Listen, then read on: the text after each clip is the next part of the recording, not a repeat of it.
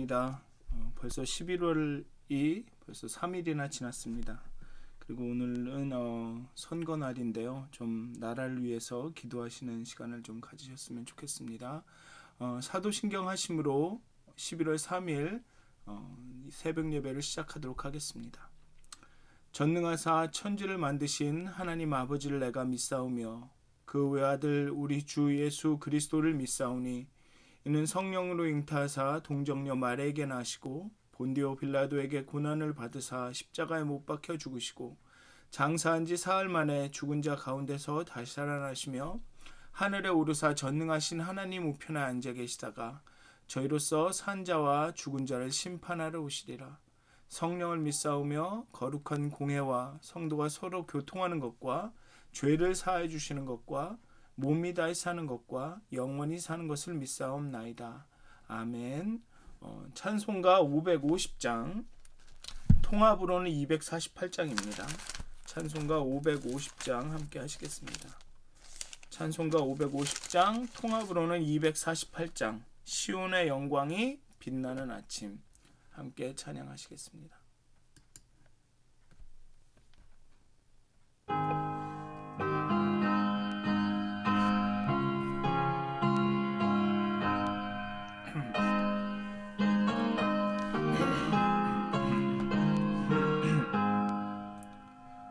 시온의 영광이 빛나는 아침 어둡던 이 땅이 밝아오네 슬픔과 애통이 기쁨이 되니 시온의 영광이 비춰오네 시온의 영광이 빛나는 아침 매였던 종들이 돌아오네 오래전 선지자 꿈꾸던 복을 만민이 다같이 누리겠네 보아라 광야에 화초가 피고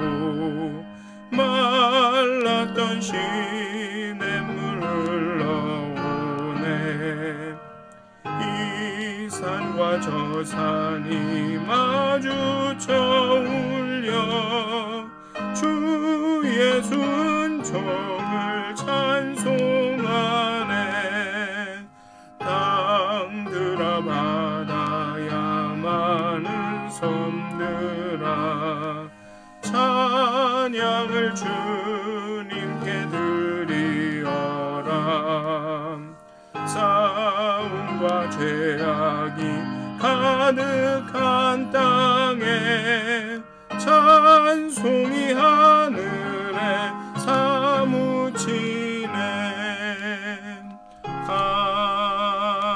아멘.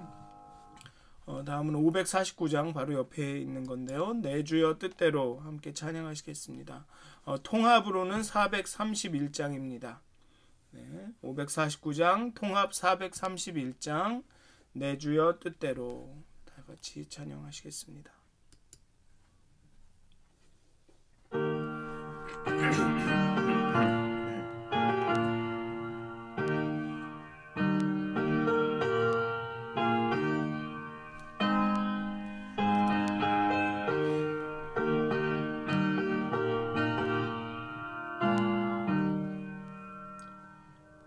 내 주여 뜻대로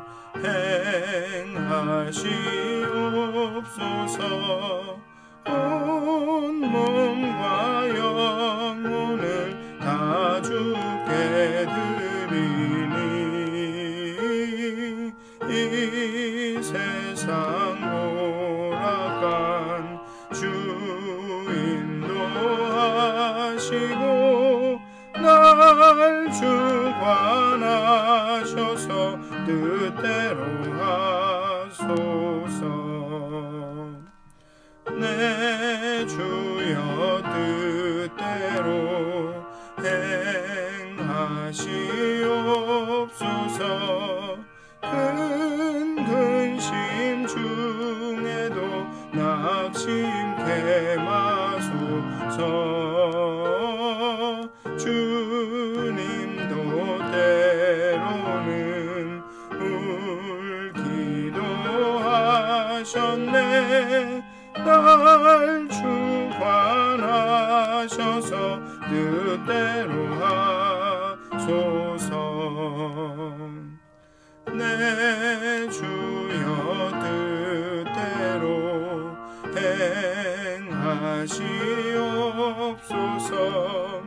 내 모든 일들을 다 주께 맡기고 저 천성 향하여 고요히 가리니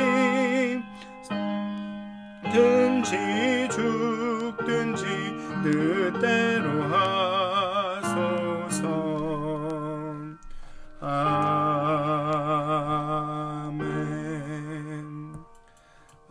다 같이 기도하시겠습니다. 하나님, 이 새벽에, 이 아침에, 또 이 오늘 하루 시작하면서 하나님의 그 거룩한 얼굴을 바라봅니다. 정말로 어둠을 밝히시는 그 하나님의 그 거룩한 빛을 사모합니다.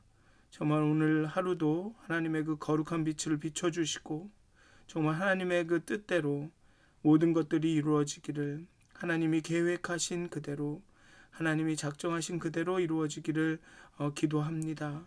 정말 때로는 그 곤고와 어려움 가운데 있지만 하나님의 뜻이, 하나님의 언약이 온전히 이루어질 것들을 소망하며 희망 가운데, 기쁨 가운데 하나님 오늘 하루를 보낼 수 있도록 하나님 함께하여 주시옵소서.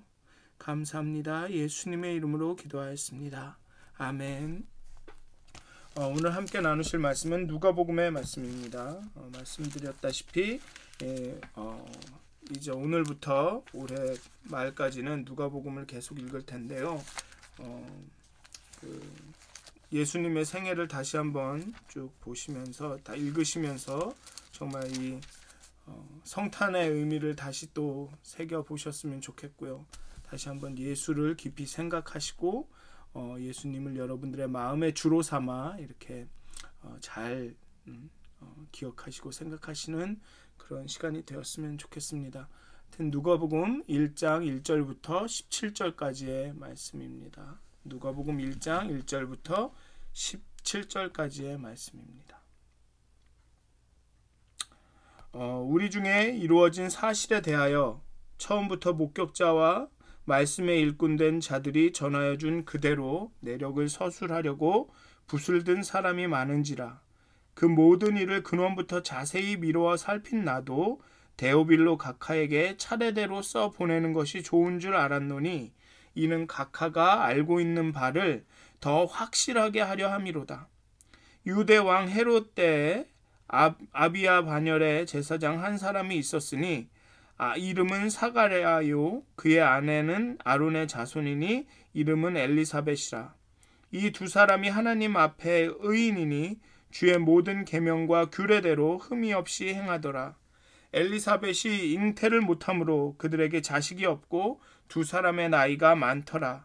마침 사가랴가 그 반열의 차례대로 하나님 앞에서 제사장의 직무를 행할세 제사장의 전례를 따라 제비를 뽑아 주의 성전에 들어가 분향하고 모든 백성은 그 분향하는 시간에 밖에서 기도하더니 주의 사자가 그에게 나타나 향단 우편에 선지라.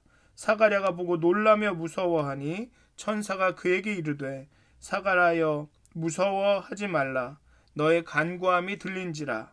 네 아내 엘리사벳이 내게 아들을 낳아주리니 그 이름을 요한이라 하라. 너도 기뻐하고 즐거워할 것이요 많은 사람도 그의 태어남을 기뻐하리니 이는 그가 주 앞에 큰 자가 되며 포도주나 독한 술을 마시지 아니하며 모태로부터 성령의 충만함을 받아 이스라엘 자손을 주 곧 그들의 하나님께로 많이 돌아오게 하겠습니다.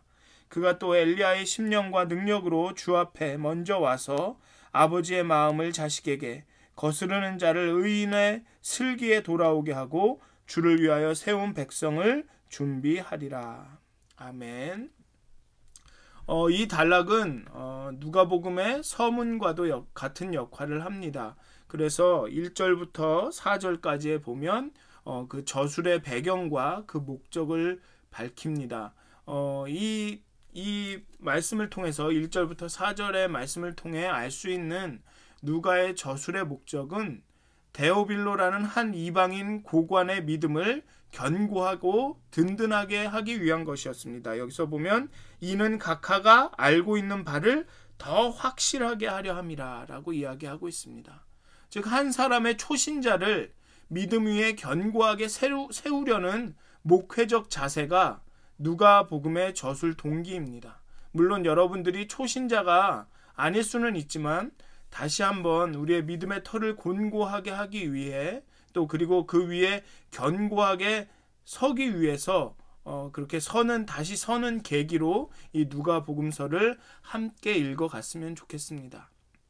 또 이제 한 2달 정도 남은 성탄절을 준비하는 마음으로 예수님의 생애와 사역을 다시 한번 기억하면서 하나님의 은혜를 경험하시는, 그래서 우리의 삶이 변화되는 그런 시간이 되었으면 합니다. 이 누가는 누가복음의 저술 배경을 이렇게 말합니다. 누가는 많은 사람들이 예수의 생애와 사역을 기록하려고 시도하였다고 합니다.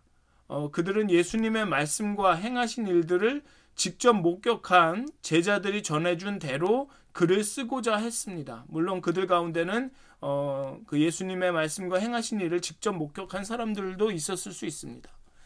이에 누가는 그 모든 기록과 사건들을 근원부터 자세히 조사하고 살피고 그리고 그 결과로 누가복음을 저술을 합니다. 얼마나 자세히 조사했는지는 다른 복음서와 비교해 보면 금방 알 수 있습니다. 마가복음은 1장 1절부터 11절에 요한의 사역과 예수님이 세례받으신 것을 간략하게 서술합니다. 그런데 누가는 1장 5절부터 2장 52절에 걸쳐서 요한의 출생과 예수의 탄생을 자세히 저술하고 3장 1절부터 22절에 걸쳐 예수님이 세례받으신 것을 서술합니다. 즉 마가복음은 단순히 11절에 묘사된 사건을 누가는 무려 3장에 걸쳐서 1장부터 3장까지에 걸쳐서 총 150절을 통해서 묘사합니다. 그렇게 누가는 자세하게 자신들이 수집한 기록을 근거로 이렇게 아주 자세하게 그 사실을 묘사하려고 노력을 했습니다. 그리고 누가는 데오빌로에게 정확하게 써서 보내서 그가 배운 것들에 관해 확신을 더 확실하게 알기를, 그의 믿음이 더 곤고해지기를 원하였습니다. 즉 예수 그리스도에 관한 확신을 더욱 분명하게 하길 기대했습니다. 누가는 증언과 기록에 입각하여 역사적인 관점에서 복음서를 서술하였습니다. 누가만이 유일하게 공적 사역을 시작하는 예수님의 나이를 언급합니다. 그렇게 누가는 그가 쓰고 있는 것의 진실성을 데오빌로와 나아가 그의 복음서를 전하는 모든 자들에게 전파하고자 했습니다. 어쨌든 요한의 부모 제사장 사가랴와 엘리사벳 부부에 대해 누가는 하나님 앞에 의로운 사람들이라고 묘사합니다. 그들이 경건한 삶을 살았음을 말해줍니다. 그리고 이 부부를 그리스도의 길을 예비하는 통로로 하나님께서 사용하셨다라고 이야기합니다. 지금도 하나님은 의로운 자들을 찾아서 하나님의 사역의 통로로 사용하십니다. 그리고 그렇기 때문에 우리의 삶이, 의로운 삶이, 거룩한 삶이 정말로 하나님께 귀히 사용되는, 귀히 쓰임받는 그런 길이 될 수 있는 것입니다. 그리고 천사는 이렇게 그 의로운 사가랴에게, 성전에서 분향하고 있던 사가랴에게 나타납니다. 성막 시절에 보면 대제사장이 지성소에 들어가 속죄제를 드릴 때 하나님께서 그 제물을 받지 않으시면 그 대제사장은 주검이 되어서 끌려 나오곤 했습니다. 이를 생각해 보면 사가랴가 왜 그렇게 천사가 나타났을 때 놀랐는지 이해가 되기도 합니다. 사가랴는 천사가 갑자기 나타나 두려워하기도 했겠지만 하나님의 임재에 대한 두려움이었을 것입니다. 그래서 천사는 두려워하지 말라 하면서 세 가지의 메시지를 전달합니다. 첫째는 사가랴가 아들을 낳을 것이고 그의 이름을 요한이라고 하라 였고, 둘째는 이 요한은 포도주나 독한 술을 마시지 아니하면서 주 앞에 큰 자가 되고 성령 충만함을 받아 이스라엘 자손을 하나님께로 돌아오게 할 것이다 라고 했습니다. 그리고 셋째로 예수보다 먼저 와서 주를 위해 세운 백성들을 준비하게 될 것이다 라며 요한의 출생을 예언을 합니다. 그게 오늘의 이제 단락의 말씀인데요, 내용인데요. 본문에서 요한의 출생을 사가랴의 간구에 대한 하나님의 응답의 결과라고 생각할 수도 있습니다. 분명히 이 두 부부는 하나님께 하나님 우리에게 자녀를 주십시오라고 엄청나게 기도를 했을 것입니다. 그래서 아마 이 요한의 출생의 예언이 사가랴와 엘리사벳의 간구에 대한 하나님의 응답, 그 개인적인 간구에 대한 하나님의 응답의 결과라고 볼 수도 있겠지만, 이 하나님의 응답은 사가랴 개인과 그의 가정의 필요를 채우는 차원에서 주어진 것이 아니라 이스라엘 백성을 향한 하나님의 뜻이 성취되는 차원에서 주어졌습니다. 물론 개인적인 그의 가정의 필요를 채우기도 하였지만 거기에는 더 큰 목적이, 더 큰 비전이 있었다는 것입니다. 요한의 출생은 많은 사람들의 기쁨이 될 것입니다. 그리고 이스라엘의 자손을 돌이키는 일의 시작이 될 것입니다. 주를 위하여 세운 백성의 준비를 하게 될 것입니다. 요한은. 그리고 그래서 하나님의 기도의 응답은 개인적인 필요가 채워지는 차원도 있겠지만 정말로 하나님의 뜻이 이 땅을, 이 세계를 향한 하나님의 뜻이 성취되는 차원도 있다라는 것을 기억하셨으면 좋겠습니다. 여러분들이 어쩌면 지금 개인적으로 간구하고 기도하는 것들이 어쩌면 이 세상과 이 땅과 이 교회와 이 공동체를 위한 것일 수도 있다라는 말씀입니다. 그렇기 때문에 여러분들의 모든 기도가 정말로 소중하다는 것입니다. 그리고 누가는 이 누가복음을 쓸 때 정말로 이 누가복음이 몇천 년에 걸쳐서, 2000년에 걸쳐서 그렇게 수많은 사람들의 그런 믿음을 곤고하게 하고 그들을 믿음 위에 세울 것이라고 생각하지 않았습니다. 누가는 오직 데오빌로 한 사람을 위해서 누가복음을 썼습니다. 그러나 결과적으로는 하나님께서 이 누가복음을 사용하셔서 수억의 사람들이 이 서신을 통해, 누가복음을 통해 믿음 위에 견고하게 서게 되었습니다. 하지만 그 시작은 단 한 사람을 위한 것이었습니다. 한 사람이 믿음 위에 견고히 서기를 바라는 그 목회적인 마음. 그래서 한 사람이 중요합니다. 하나님께는, 목회자인 저에게는 여러분 한 사람, 그 한 영혼이 소중합니다. 그리고 여러분도 그런 목회적인 마음을 가지고 한 사람, 한 영혼을 소중히 대하셨으면 좋겠습니다. 여러분의 그 한 사람을 위한 어떤 행동이 나중에 수천, 수만 혹은 인류를 구원하는 일이 될 수도 있습니다. 그렇게 그 한 사람의 기도가, 한 사람을 위한 그 한 행동이 우리 교회를 구하고 공동체를 구하고 이 세계를 변화시키는 그런 일의 초석이 될 수도 있습니다. 그래서 여러분 기도하실 때 어떤 한 사람을 돌보고 섬기실 때 정말 최선을 다하셨으면 좋겠습니다. 여러분들의 마음과 뜻과 정성을 다하셨으면 좋겠습니다. 그리고 태초에 세상이 혼돈과 공허에서 시작했듯이 또 하나님이 아브라함에게 주신 언약의 성취가 사라의 불임에서 시작했듯이 이스라엘의 시작이 불임의 땅, 곧 광야에서 시작했듯이 이제 새 이스라엘의 창조, 하나님 나라의 새 창조 역시 한 불임의 가정에서 시작되고 있습니다.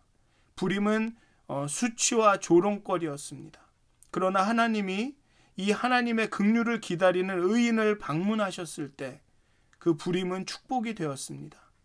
요즘 여러분들 어떻게 느끼실지 상상이 됩니다. 공허하게 느끼실 수도 있고 정말 마음이 황폐해졌다라고 느끼실 수도 있습니다.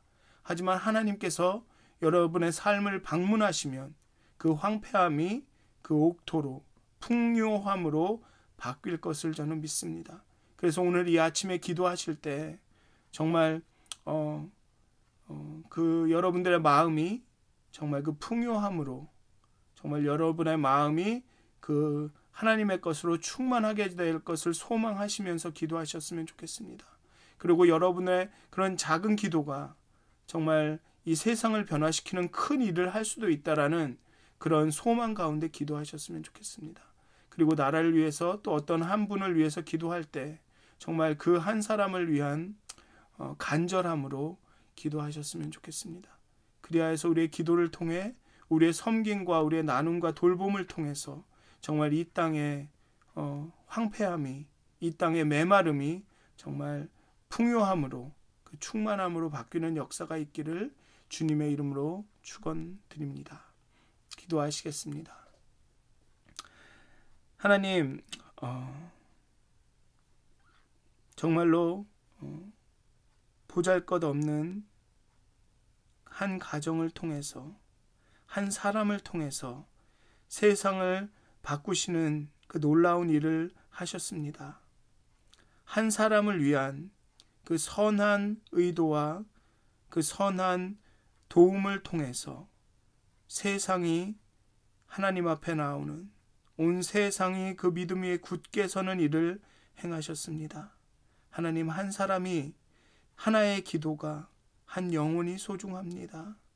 하나님, 이 시간 이 예배에 참여하는 그 한 영혼 한 영혼, 그 한 사람 한 사람, 또 이 시간 하나님께 올려지는 그 한 기도를 하나님 소중히 여겨주시고 그 기도에 응답하여 주시고 정말 이 한 사람 한 사람을 통해서 하나님 놀랍게 역사하실 하나님의 그 계획을 하나님 이루어 주시옵소서. 정말 하나님께서 우리를 통하여서, 우리의 작은 기도를 통하여서, 우리의 작은 삶을 통하여서 역사하실 것을 기대하면서 정말 오늘 하루도 그 소망 가운데, 정말 기쁨 가운데 하루를 살아가게 하여 주시옵소서. 감사합니다. 우리와 함께 하여 주시옵소서. 예수님의 이름으로 기도하였습니다. 아멘. 하늘에 계신 우리 아버지여, 이름이 거룩히 여김을 받으시오며 나라의 임하옵시며 뜻이 하늘에서 이루어진 것 같이 땅에서도 이루어지이다. 오늘날 우리에게 일용할 양식을 주옵시고 우리가 우리에게 죄진 자를 사하여 준 것 같이 우리의 죄를 사하여 주옵시고 우리를 시험에 들게 하지 마옵시고 다만 악에서 구하옵소서. 나라와 권세와 영광이 아버지께 영원히 싸움나이다. 아멘. 평안한 하루 보내시길 기도합니다.